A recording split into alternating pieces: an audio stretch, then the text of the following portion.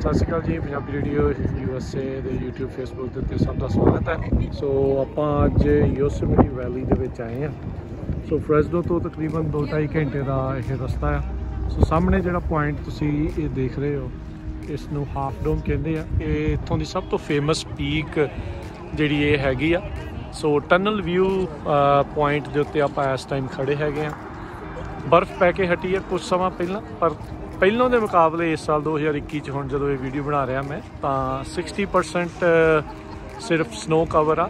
ਪਹਿਲਾਂ ਦੇ ਮੁਕਾਬਲੇ ਥੋੜ੍ਹਾ ਘੱਟ ਆ, ਪਰ ਬਹੁਤ ਹੀ ਸੋਹਣੀ ਵਾਦੀ ਆ। ਸੋ ਆਪਣੇ ਪਰਿਵਾਰਾਂ ਦੇ ਨਾਲ, ਬੱਚਿਆਂ ਦੇ ਨਾਲ ਜ਼ਰੂਰ ਆਓ, ਇੱਦਾਂ ਦੀਆਂ ਚੀਜ਼ਾਂ ਦੇਖਣ ਦੇ ਲਈ ਘੁੰਮ ਫਿਰੋ। ਅੱਜ ਬਹੁਤ ਹੀ ਸੋਹਣਾ ਦਿਨ ਆ। ਸੋ ਇੱਦਾਂ ਹੀ ਤੁਹਾਨੂੰ ਹੋਰ ਵੀਡੀਓਜ਼ ਦੇ ਵਿੱਚ ਤੁਹਾਨੂੰ ਯੋਸੇਮਿਟੀ ਵੈਲੀ ਜਿਹੜੀ ਉਹ ਦਿਖਾਵਾਂਗੇ।